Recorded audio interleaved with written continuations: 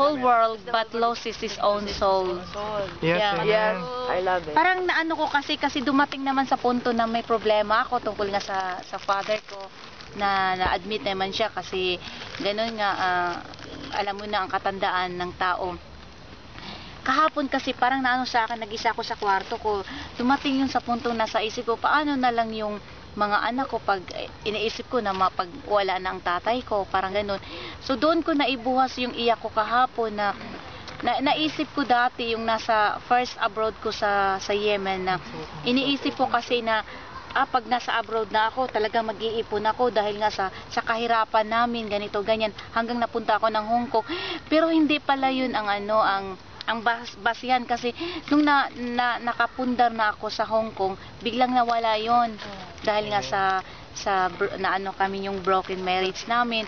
So talagang iba talaga kung mag-ipon ka ng kayamanan mo sa langit. Iba yun kasi talagang dito kasi kahit wala kang pera, wala kang lahat ng pangungulila mo sa pamilya mo, maibsan ba yun sa Tagalog? Wait, ibsan. Nakangiti siya. Para mabawasan. Maibsan yun sa maibsan yung through prayers to sa kapatiran. Amen. Kaya hindi ko talaga malilimutan yung yung what does the profit of a man. Kasi iniisip ko dati pag nag-abroad na ako, mag-iipon talaga ako. Oo nga, nagkakaroon nga ako ng ganun, pero yun pala, mawawala lang pala dito sa mundo. Kaya dapat mag-ipon po tayo ng kayamanan sa langit, hindi po dito sa lupa.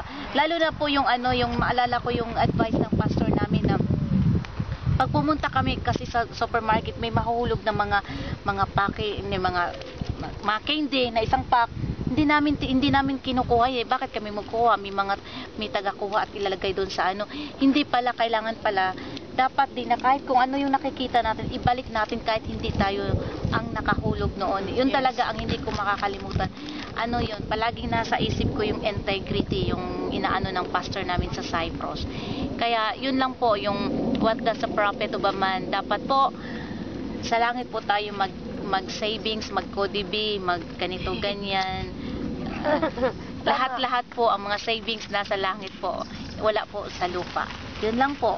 Amen. 2 verse 1 kay Psalms of Solomon po. Give love and justice to the king or God, and righteousness to the king of sun. Kasi po alam niyo minsan po kasi pag yan po, yung mga nasa labas po, parang wala na po silang alam. Kilala po nila si Lord pero hindi nila minamahal. Yes. Sinasabi lang nila na mahal nila pero wala silang pakikitungo sa isa't isa. Sa atin din po mga Kristiyano, minsan ganun din po tayo. Yes. Pumupunta po tayo ng church pero Yes. sa tao lang tayo nagmamahal. Parang tinitignan natin yung tao kung ay dadalo ko kasi baka sabihin nila hindi ako dumalo. Parang hindi ka na nakatingin dun sa King of King na pumili sa'yo para idala ka sa church na yun. Yes, tama. Yun po. Amen. Yes. Mundo. Tomorrow. But nagkadugtong-dugtong, di ba? Dugtong One sila. spirit. Dugtong tayo. Amen. Okay, dadugtungan din ni Elsa.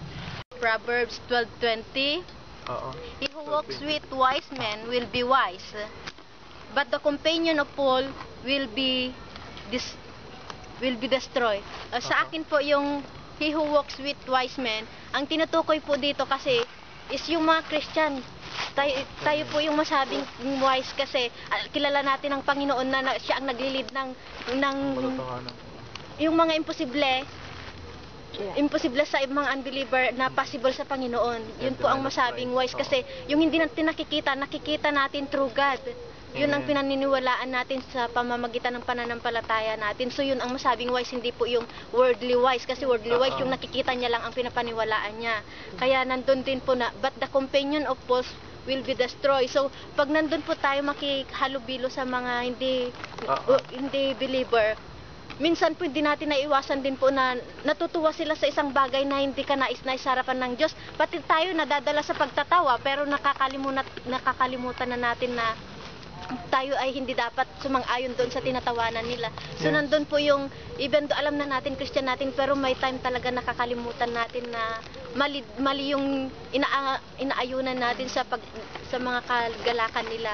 So, Amen. kung lagi po tayo talaga sa nandun sa mga believer, mas madadagdagan po yung kaalaman natin, madadagdagan yung mga love na dito sa puso natin. Amen. Kasi iba pa rin yung love sa Yes.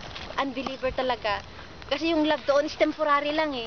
Yung mga nakikita lang, yung mga temporary lang na kasiyahan ang nararamdaman ng puso natin. Pero pag nandito tayo, kahit anong mangyari, kahit nandun tayo sa deepest na kalungkutan o ano, nandun pa rin yung joy natin dahil pag naalala na natin ang Panginoon, inililift up niya yung puso natin na nandun sa kaya when I am weak, I am strong. Masasabi lang po natin yon kung believer po tayo, kasi ang unbeliever hindi nila masasabi yun. Yes. Pag weak na sila, talagang weak na, down na. Yes. Pero we thanks God talaga kasi nandyan siya para sa atin, nandyan yung pagmamahal niya, hindi natatanggal para sa atin dahil tayo sumusunod sa mga kapwa nating wise. Yes. Glory to God because Yes. God is wise. Hallelujah. Amen. Hoy, kayong dalawa. Amen. From the worthless things and preserve my life according to your word. Amen. Hallelujah. Hallelujah, Lord. Yung ano dito, if kung gusto natin maklaim yung victory ni God, 'di ba? Minsan ang mata din natin, lahat Yes. nakikita natin. Yes. So, ang mata natin makasalanan eh. Yes. 'Di ba? Kung hayaan natin ito sa kung ano example, ang tao, yan babae naglalakad, ay ganito, ganyan siya, hindi siya marunong kung ano ba yung nakikita natin, 'di ba example, judgmental. 'di ba yung mata natin? Yes. Nagja-judge ka. Nagja-judge. So, kung gusto natin na mamumuhay ng tahimik and with peace of we turn eyes to God, Yes. Yes. 'di ba? Yes. Kasi marami tayong nakikita marami tayong nainiisip. 'Di ba? Sabi nga, what you say, speak your mouth. Yes. Amen. So, kung hayaan natin yung mata natin na makasalanan, dito natin tinatanim natin sa puso natin na yung kamalian ng iba. So no need to entertain na hindi naman bagay. Hindi naman battle natin yan eh. We need to go to God. Yung God na yung God. Panginoon na lang yan ang bahala, 'di ba? Yes. Amen. Punta tayo kay God para doon tayo mag-battle. Hindi sa mga paligid natin na nakadistract sa atin. Yes. So we need to select the time, Amen.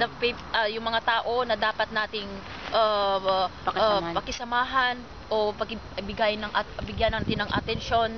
So yun lang po kung gusto natin ng have a peace in life. Amen. Mga Every purpose under the heaven. Amen. Ganda. Yun, katulad ng nangyayari sa atin. Bakit tayo kakaunti? There's a time na inanong Panginoon Yes. dahil tayo inahasapan niya. Inahasapan niya yung ating abilidad na magbago, maipakita na kung tayo gagamitin ng Panginoon, kailangan ready tayo. Wala na yung lumang pagkatao. Kaya sabi nga ng Panginoon, they have a time. May oras para tayo ay lumago. In His time, at sa pamamagitan ng Panginoon, sabi dito, sabi nga, may purpose siya sa lahat ng bagay. Kaya wag tayo malungkot kung tayo kakaunti dahil dito natin makikita yung pinatatatag muna at pinagbabago muna ng Panginoon yung ating mga kahinaan para tayo maging isang tunay na patotoo sa mga isishare natin sa mundo. Kaya God have a purpose why we are Few. only few. Yun na nga. For God foreknew whom He predestined to be conformed to the likeness Sa Romans chapter 8. No? Ano? Ano paliwanag mo doon? Ikaw ba nakababad sa Bible? Di mo ka masabi. For God foreknew. Di ba nyo? For God foreknew whom He predestined to be conformed to the likeness of His Son. Di ba sa King James napag-aralan version ba yung kinabisado mo? Dito ang lalim eh. Di ba yung sa birthright natin, di ba? Wait. Na ano na natin na tayo pinili ng Diyos, binigyan tayo ng power and blessing na magiging kagaya niya, Huwag mo kasi amoy. likeness sa magiging like sa kanya. Yeah. Doon ba yun? Hindi kong bagat.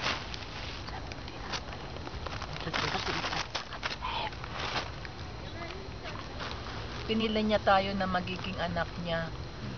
Nung tayo pinanganak, nasa sipupunan pa lang tayo, alam na pinili na tayo ng Diyos na magiging We are destined na oo, talaga. meron tayong destiny of plano na magiging That we are chosen by God. na pinili niya tayo to be conformed to the likeness of His Son na magiging kahawig ba yun o Like na, yeah. yung magiging Kawangis. kawangis. Kawangis. Kawangis. Hinukay ko sa utak. Hawig. Hawig. Kamukha. Kaya yun. Kaya bless nga tayo dahil sa nagiging sa bless tayo dahil nakilala natin at nakilala natin ang katotohanan na yung salita niya pala ay talagang totoo at talagang nasa ano na niya na yun, noon pa lang bago nga tayo pinanganak, alam niya na kung saan tayo para magiging ilaw sa mundo ito. Meron siyang plano para sa atin na dapat magiging kung pwede lang magiging banal mga kagaya niya para tayo makahakit ng mga Amen. tao sa mundong ito. Lalo na dito sa Paris, nakikita ko nga kung paano ang mga sa park na lang kahapon sabi ko nakakaano yung mga nagtotongi tapos nagiinuman tapos maya-maya nagano na Lord salamat at hindi na kami dito Hindi na yung world namin. wala na yung worldly sa saka makikita mo naman kapag ang nasa pa yung Panginoon yung protection niya, yung blessing niya ay hindi mo nandun na binigay niya na lahat, may power tayo to cast out any